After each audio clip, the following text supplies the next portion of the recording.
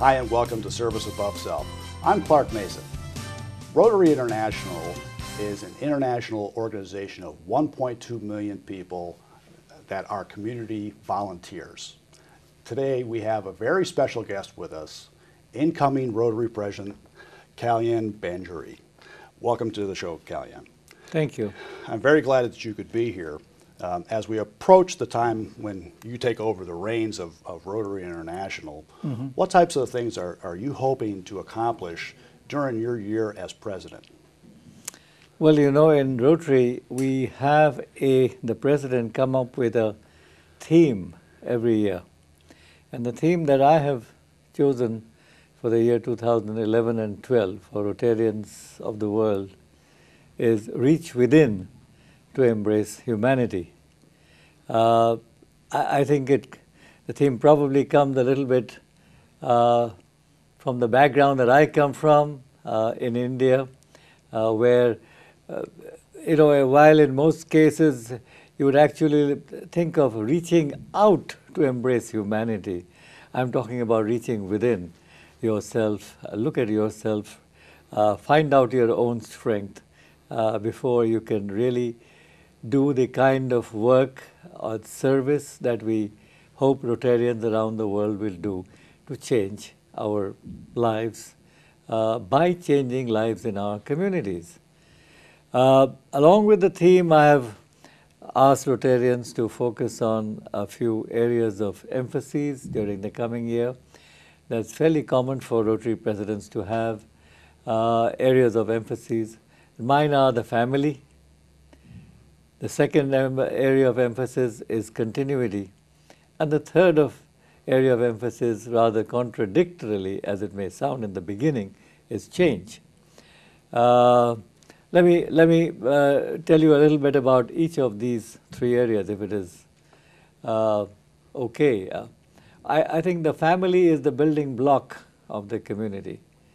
And for a person to really, achieve his full potential, I think he needs to start with the basis of a strong family, starting from a good home. He needs to have a home, and from home is where the family really begins. Once you have a family, then you can start anything else that you want to really start thinking of or doing. And so family is where it all perhaps begins. That is, after all, the very basis of a community is it starts with the family and builds out from there. Strong families make strong communities. Strong communities make strong nations. Strong nations will make a better world. That's the way my thinking goes. And so once we think of the community, family, then the other emphases that I'd like to look at are, of course, the continuity and change. In an organization like Rotary, I think continuity is important because we cannot go on reinventing the wheel, as it is said every year. And I think we need to have carry on from the good work that we may have done in the past. Rotary basically is a community-based organization around the world. We exist in, more than, 33,000 communities around the world in different countries.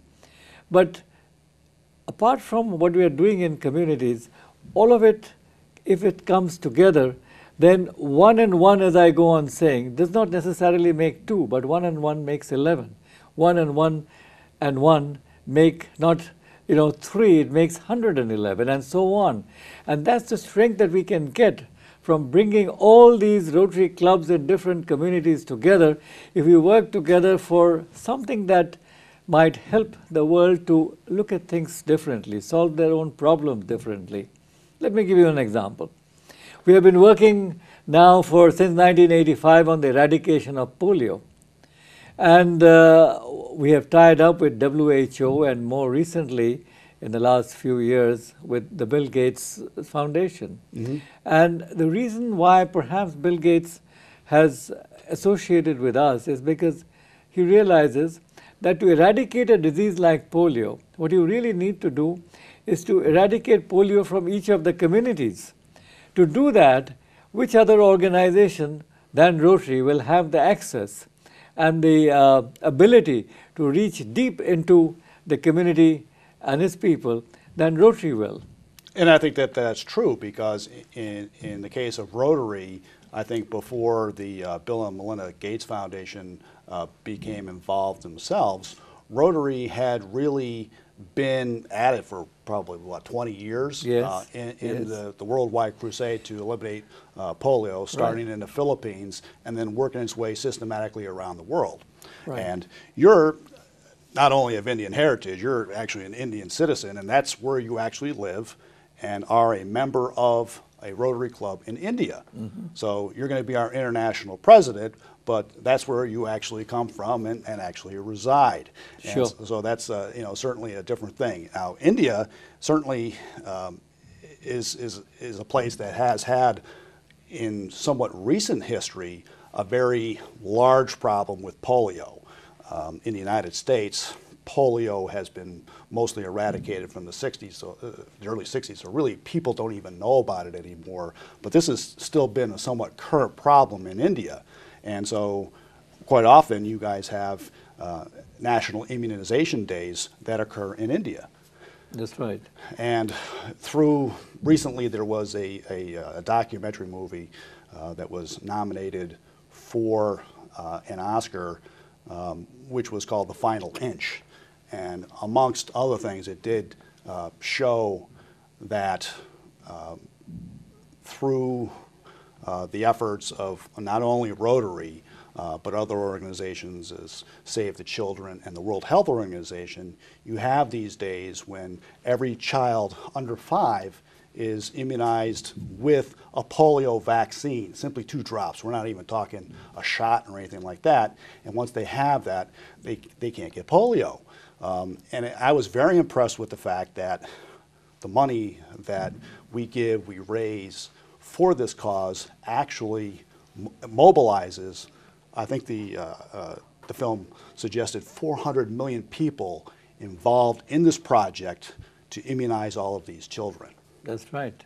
So I think that's a pretty impressive thing that happens. And now we're actually very close to actually finalizing that project and actually eliminating it in India and other places. You know, as of now, only 4 countries in the world have polio cases going on or occurring from time to time. One is Nigeria in Africa, and the 3 others are in Asia.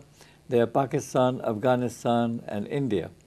And I think if India reduces to 0 polio case, we'll probably see the end of polio, certainly in Asia.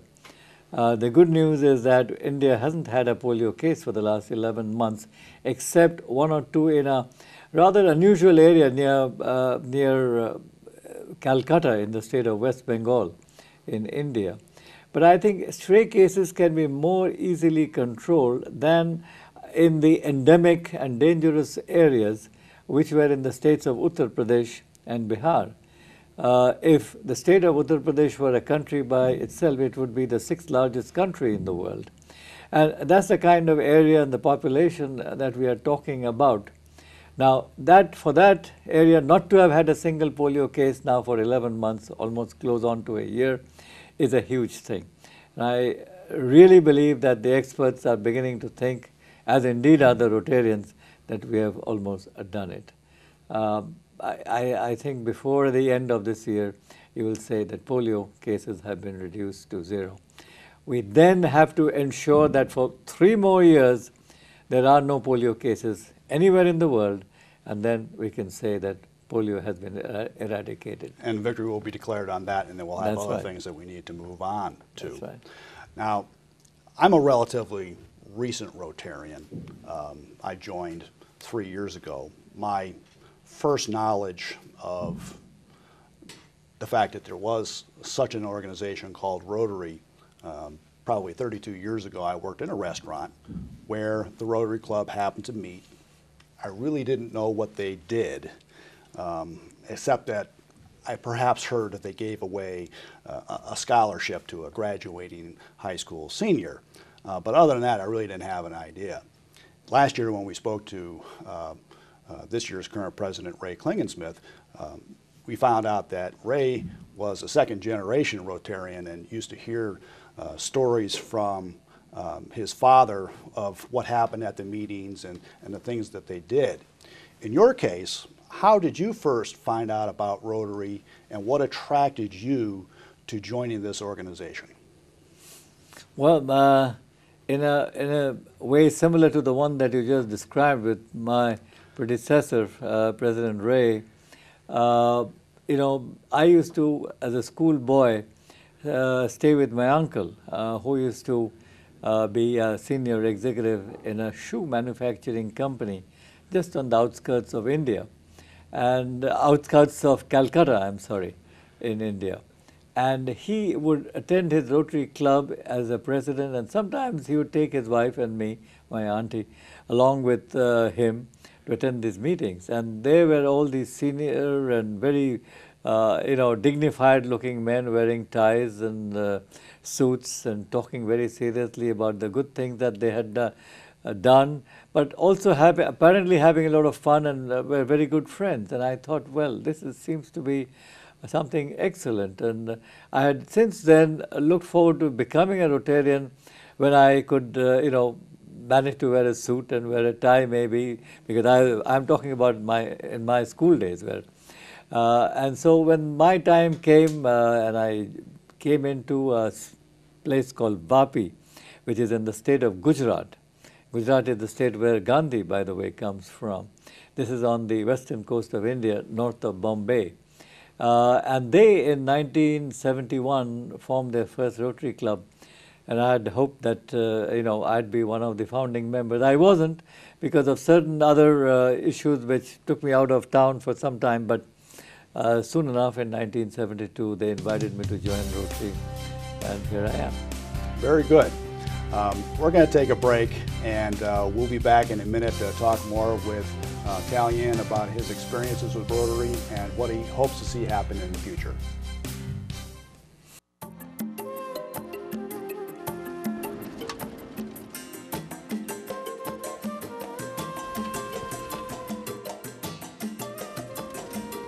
Could you dedicate yourself to a worthy cause?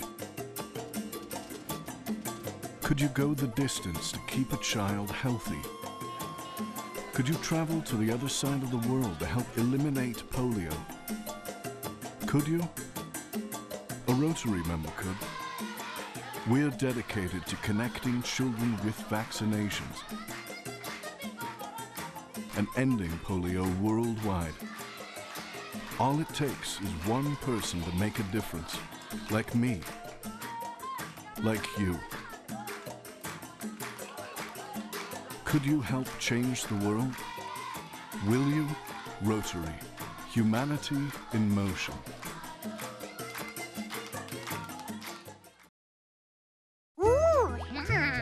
Every child is curious. George, look what I found. Turn their curiosity into a lifelong love of learning. That's a periscope. It's one of the most important gifts you can share. Create a curious reader. Oh, you want to build a castle like that one? This is super bedtime reading. Share a book together today. Visit read.gov. Salam. Jam. Salam. Ewa. Rita. Apa ya Pak? Pak. Mir. Shanti. เงียบสงบดี We all want the same thing. Peace. And Rotary clubs Sola. are making it happen. Lucky. Through international scholarships for young people to promote peace and understanding La Fei. around the world. Rotary. Humanity in motion. Welcome back to Service Above Self. We're speaking with Kalyan Banjari, incoming Rotary International president.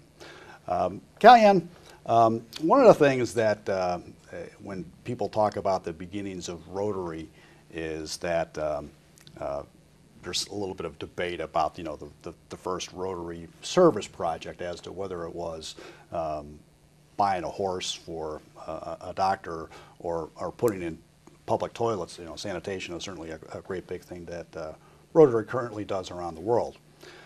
So in my case, one of the first things that we did when we started a Rotary Club was very small things, very humble things in the sense that we just raised some money for a local food pantry and for a soup kitchen. So when you first got into Rotary, what types of things were the first things that you did as a new Rotarian? Well, you know, this town that I talked about, Vapi in Gujarat, it was a newly developing industrial town. Not too far away from Bombay. They were trying to develop it as a town mainly because Bombay was becoming too crowded for industrial growth. And so this gave us a tremendous opportunity because there was nothing in this town. And when you don't have anything, you can do everything, you know. So the slate is clean. You can start right from fresh. Absolutely. I mean, you remember that old story of the guy who went somewhere and, you know, he was a shoe salesman, and he told his boss that, no, here no one wears any shoes, so there's no market. So the boss sent another man. He said, here no one wears shoes, so there's a tremendous market. You know, it's the way you look at it. And when you don't have anything, there's an opportunity for you to do everything over there. And so here we were. This place first needed a school because we were all starting with our families over there. All of us were new families, new children, no school. So we set up a school. Rotary was involved in the setting up of the school. That was about 32 years ago. Today the school has 1,600 students and is one of the top schools in the state. It's still doing very well. And then when the school was set up, we realized that we still need some medical you know, support. In India, all the medical facilities are not necessarily provided by either the state, and private doctors don't usually practice in newly developing places where the market may not be good enough or big enough. And so Rotary set up the first hospital in our town of Vapi. We started off with something like 20 beds. Today we have more than 220 beds. It's a fully equipped general hospital, the best outside Bombay for the next 150 kilometers out of the town. And it's still growing. I think Rotary has, you know, can be very proud of the work that we have done in this area of education as well as healthcare.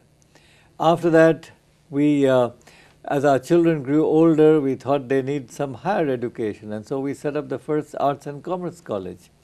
And then we went beyond. We have set up since then a pharmacy college, a nursing college over there to develop nurses, many of whom after they have graduated, they come abroad and they get very well employed in other places. Then we have set up a management college also, and all are doing very well. So it's been a great pleasure setting up these things because the community needed them. Ours was the first college in that town. The town, believe me, didn't have any colleges ever. And so the students of that town would have to go by train or by bus at least a minimum distance of 50 kilometers before they could go to the nearest college. That would take the whole day, apart from the studies that they had to spend their time in. And all these have been, great pleasure, great joy, very fulfilling over the years. But these are some of the things that Rotary have helped us to do. Apart from the usual thing, building toilets, looking after the community, developing gardens and so on and so forth, things which Rotary clubs normally do. But permanent, ongoing activities like this, which are still managed by Rotary-run trusts, or in some cases we have handed it to the local government, the municipal corporations or whatever, for them to run. So in these cases, your local Rotary Club in India would, in many cases, oversee these things and get the work done, and would be assisted by the Rotary Foundation and donations from people in many other countries as well in order to accomplish these things. Right. So in that sense, when you do something like that, there are other Rotary clubs who have committed their funds to make sure that happens, and really deserve some thanks as well, and I'm sure that you have. But it's not something that you do all alone. So, one of the things I certainly wonder is, at this point at your age, you could probably be comfortably retired, I would tend to think, in India, and yet here you've chosen to take on a job that doesn't pay anything and go around the world and talk about Rotary. And so why do you think you've done that? It's been a great pleasure. Rotary has been very satisfying.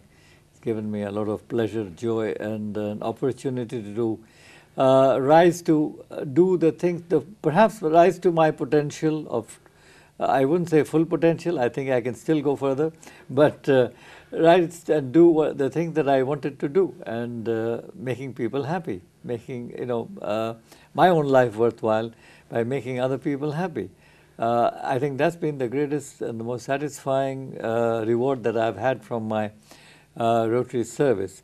Although let me add something that, in all these activities that we did, the entire amount of funding was done locally.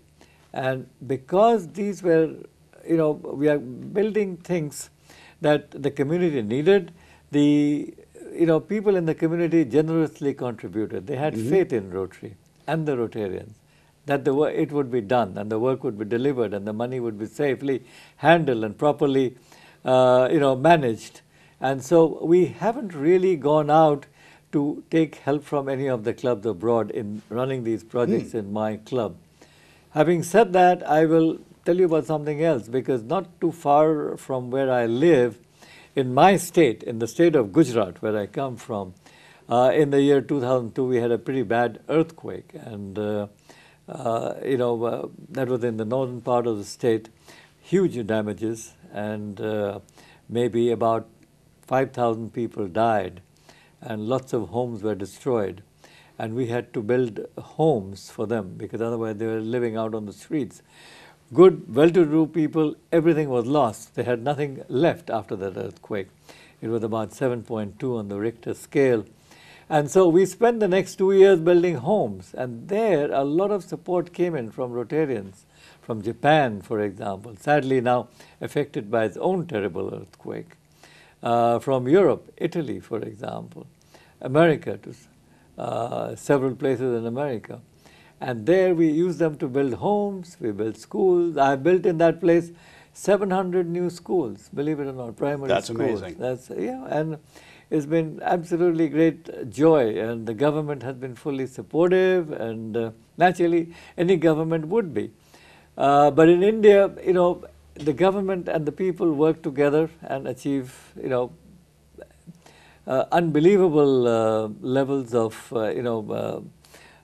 meeting community needs. So that's what we have been trying to do. These have been extremely satisfying and encouraging.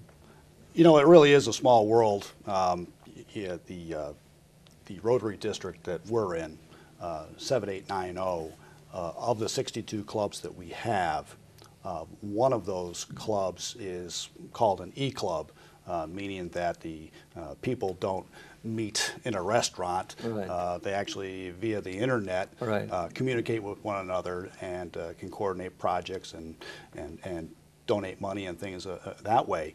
Ironically enough, the current president of that club is not a resident of the area. He is actually a resident of India.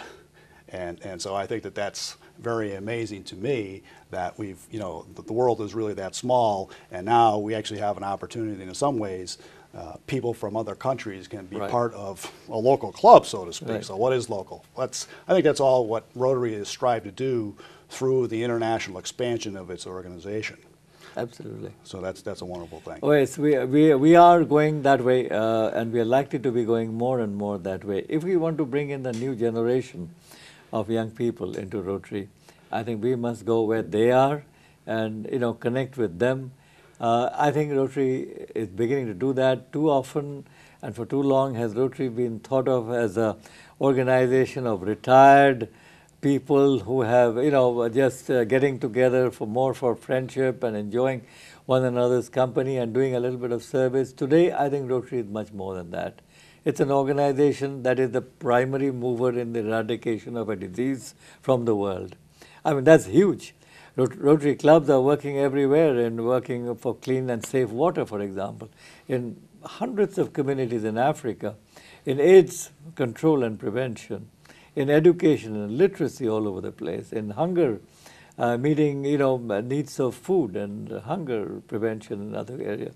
So you name it, and Rotarians are into it. Yeah, absolutely. I mean, the basic things that you need to do for health are so important because in many cases in other countries, they don't have welfare systems like we do, so that if you were stricken with a very serious illness that didn't kill you, you might not be able to really even maintain any standard of living whatsoever because there's nobody to help you. The government can't help you. You may not have family that'll help you. In some cases, you might be shunned because you have a disease. And so just maintaining these very basic necessities for health and hunger is just so basic to having any kind of success at all. Absolutely true. And we are into that in a big way, all over the place. Very good. We're going to take a break, and when we come back, we'll talk a little bit more with Kalyan about what's going to happen in the coming Rotary year.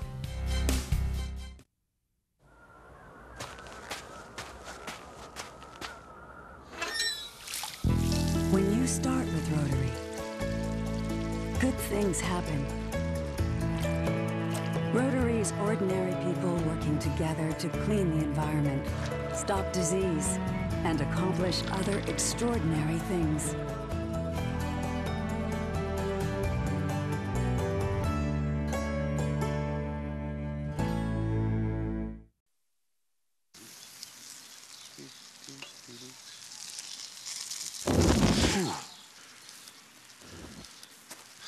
Here we go. What?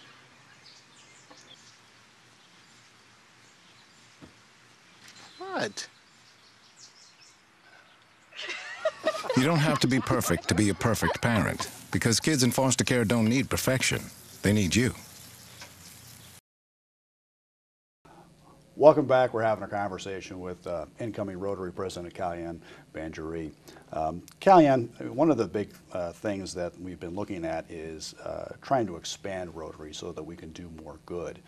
What are some of the things that you're trying to make happen so that can occur?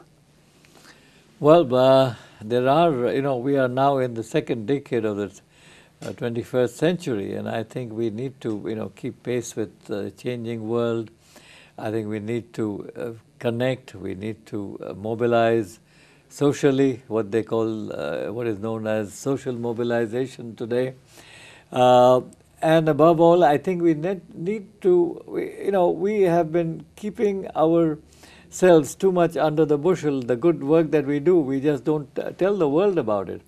I think we need to let the world know that what Rotary is and what Rotary does, because that's one way that we can get more help, more people involved, and thereby doing so we can do more good. I think we need to tell our story better. And so in the coming years, starting in June or July of this year, later on, we hope to focus on the public image of Rotary. And at the moment, or in the days so far, we have been thinking of Rotary clubs as being purely community-based. But I think the time is coming when Rotary is looking at itself being more of a country-based, or area-based, a region-based organization, so that everyone in that area knows what Rotary is. Let me give you an idea. Rotary clubs in Australia, they are divided into Rotary districts. And all the districts in Australia have come together to promote Rotary and tell what Rotary is doing in Australia. And Rotary is doing a tremendous amount of outstanding work in Australia in serving of their communities and in joining with other organizations to serve other countries and other communities elsewhere. For example, in the countries in the South Pacific, for example, a lot of support comes in from Australian Rotary districts. When you go to Samoa, for example, when you go to places like Indonesia, there is a lot of support coming in. But we need to tell the Rotary story, and that is where we need to look at our public image in a proper, organized, planned manner, tell the story of what Rotary is, what it does, what it stands for, and how you can perhaps join in if you would like to join in Rotary. Yes, I have to admit that I find that in general that Rotarians are probably too humble for their own good. Yeah, well, in a sense that there's all these things that we do, in many cases locally, yes. And we really don't tell anybody about them, and so the perception that we have, at least here in America, there's this round sign that you'll find coming into a town that looks like a cogged wheel, and old men eat dinner someplace right. on a Tuesday night or something right. like that. But nobody really knows what they do or what they accomplish, and it's apparent that once you're inside, that this organization, not unlike any other organization, accomplishes many, many great things. Well, today they don't meet for dinner, they meet on the internet, and that's how they contact one another. And today you will have a Rotary, what are known as e-clubs, with members coming in from all over the world. You know, while some of the members may be from America, you might have a club officer or a president coming in from India, and they are all members of the same club. Now, this can only be possible today in the second decade of the 21st century. 10 years ago, it wouldn't have worked. But today it can. And so the whole concept of how we get together to do good is changing. And I think it's up to us to make the maximum use of the potential and the opportunities that we have today. So that's another direction that we are going. We are also looking at involving the younger people. Today, you know, I was attending a Rotary meeting the other day somewhere in Florida, and I met a bright young man, he may be around 28 or 29, and he said, look, I am earning $500,000 a year, and I am doing very well as a technical consultant to some engineering companies. But he said, I love Rotary, I want more people to come into Rotary, but I need a mentor in Rotary. And that's what I'm looking for more than anything else. So here are all these young people willing to go, willing to drive the organization into its next generation and in the second century. But I think if the senior Rotarians come together to mentor them, I think the future of Rotary as an organization, indeed of service organizations, is tremendous. And that actually is probably a big push this year as well. Yeah. Rotary has existing programs for junior people, so to speak, in the case of Interact at the high school level, and then in your 20s they have Rotaract. So these are things that are already in place. But certainly I believe that in our district, where we have 62 Rotary clubs, I think there's only 2 Rotaract clubs. And so I guess if we want to build our membership, groom people to do the things that we currently do, we need to cultivate them, and as you say, be a mentor. I don't think that there's enough of that going on today to impart this knowledge on the younger generation. Believe me, in countries like Russia, where Rotary has started fairly recently in comparison, maybe about 15 years back, mid-90s, today the Rotaract, which is the younger youth group of Rotary clubs, they are stronger and they are the potential future Rotarians. They have, many of them have left their Rotaract clubs and come into Rotary as full-time Rotarians. And that's certainly what at a very young age, and they're doing tremendous. And I think that's the way to go.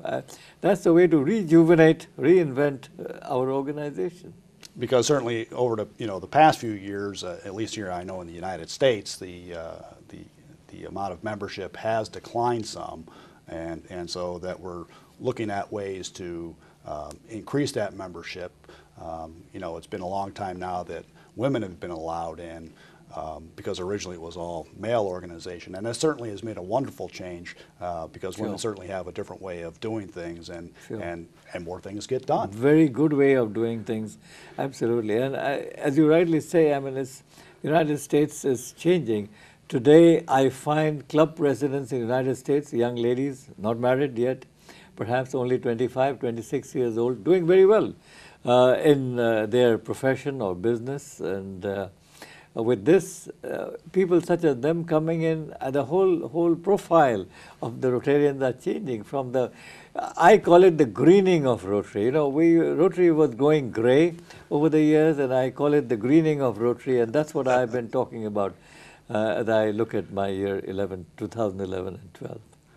So that'll be a great thing, and certainly to rejuvenate things and get things going so that we can even do more good work around the world, because there's certainly plenty more that needs to be done. Once the polio is done, things are far from over. Absolutely. The things that you've talked about, the sanitation, the schools, hospitals. Rotarians are itching to go. Oh, they sure. are going. They are doing it at the club level, at a district level.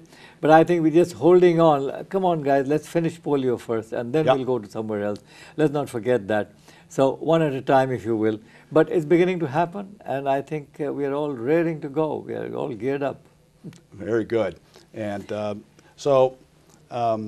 as we approach, do you have any final thoughts as far as to inspire perhaps future Rotarians or current Rotarians about things that you would hope that they would do to improve the world?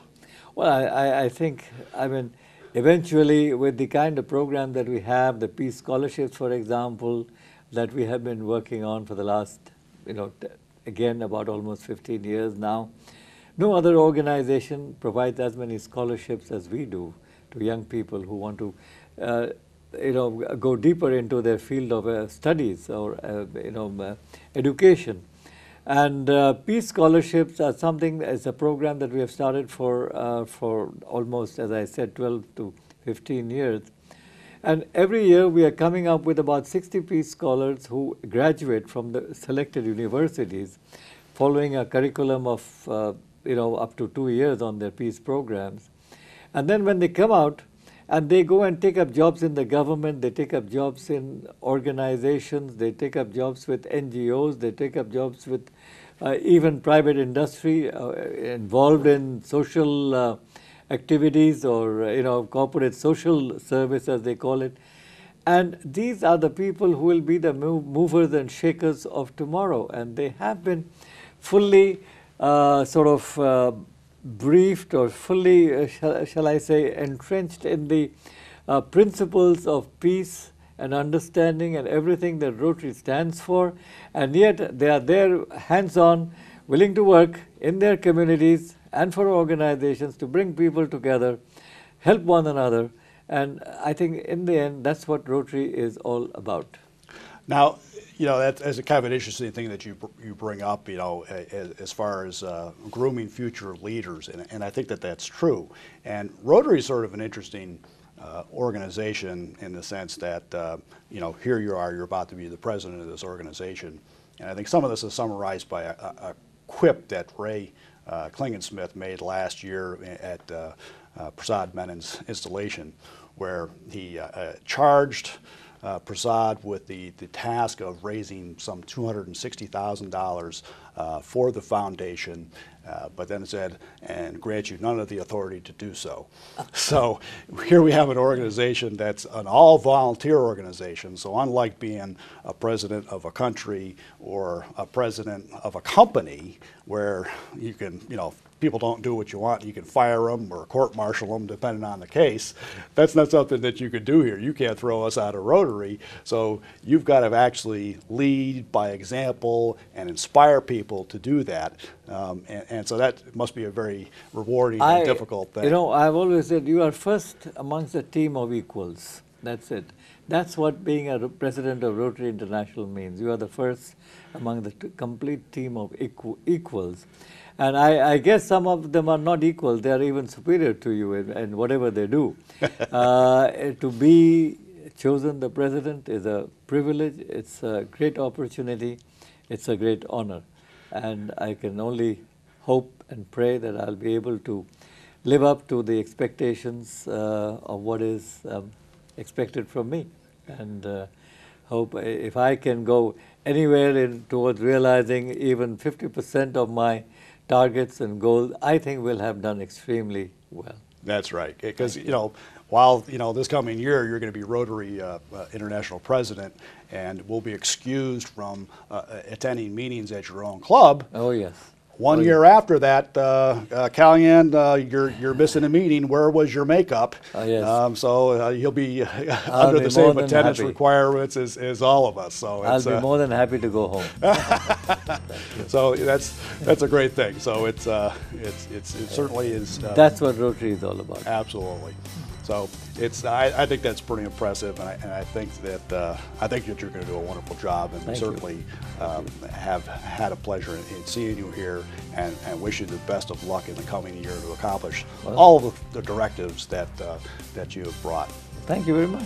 Thank you very much for coming and seeing us.